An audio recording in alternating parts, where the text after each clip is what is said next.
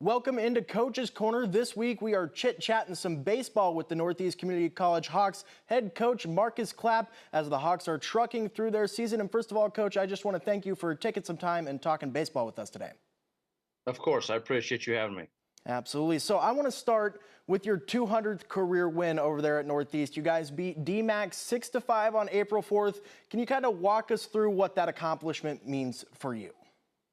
Yeah, I'll be honest with you. I didn't really have any idea where I was at. I guess I don't pay any attention to that. So I was kind of surprised when they announced it that was the case. But I think it's just a testament to the athletes that have been here, my previous coaches, my current coaches, just all the people that have helped this program get to where it is today. And so, pretty special moment for sure. Absolutely. You kind of talk about getting the program to where it is today. Can you kind of talk about the history of the Hawks program and kind of the role you've played in it? Yeah, well, this is just really the sixth full year. We had the COVID year mixed in there back a few years ago, and so I was able to start this program from scratch, and building the culture was my main focus, and just how we wanted to do things here, and getting the right kids in with the high character kids. Obviously talented baseball players, but we had to make sure we brought the kids in that were going to do things right in the classroom and the community. And so, building that culture is something that we spent time on, and we were fortunate in just year two of the program to go to the National World Series. And so, we've had some success and had some good things going for us here lately. Absolutely. You kind of talk about building that program from the ground up the way you kind of envisioned. What were some challenges that kind of came along with that, and how did you kind of handle that? Well, I think the biggest challenge is just being new. Trying to convince kids to come to a brand new program that baseball wasn't here before, and convince guys to trust me and trust the process and know what we were going to build here, and so it takes a lot of courage and a lot of guts for those guys to come here. And so, that's just something from the beginning that we had to make sure, again, we had the right kids. And I think we've had some really good, talented players here. We continue to get the right kids. And that's what we're trying to do is ultimately get the right athletes, the right players to have success in this conference. Let's talk about your journey, how you ended up at Northeast, why baseball is the sport that you chose to kind of be passionate about. Can you kind of just walk us through that a little bit? Yeah, I mean, I've always, as a little kid, I'm from McCook, Nebraska originally. My cousin played for the Cardinals for 10 years. And so it's kind of in our family, in our blood. And, I was able to go down to Arizona and play at Scottsdale Community College, then transfer to Louisiana Tech and get my degree and my master's degree there and finish up playing. And then I coached a couple different times, University of Nebraska at Kearney, and then back down to Arizona coaching for 9 years.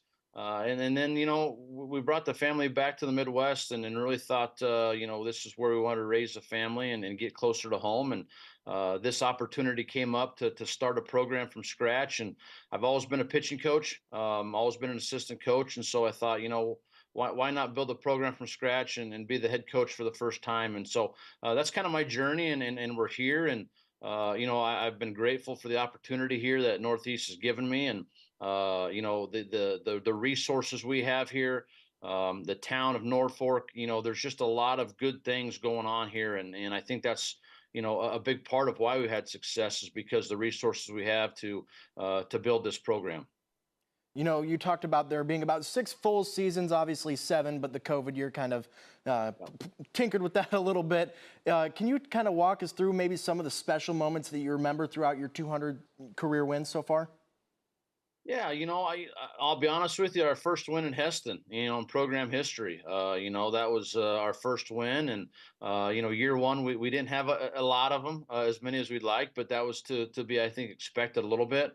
Obviously, year two, going to the NJCAA World Series, in just year two, and the kids we had, some of the talent we had, that was definitely a highlight. And then I think the last 4 years we've won at least 37 games, and we've won 39 the last 2 years. So, a lot of special memories in there. But again, it's the players that we have here that allow this to happen, and buying in the process, trusting the process.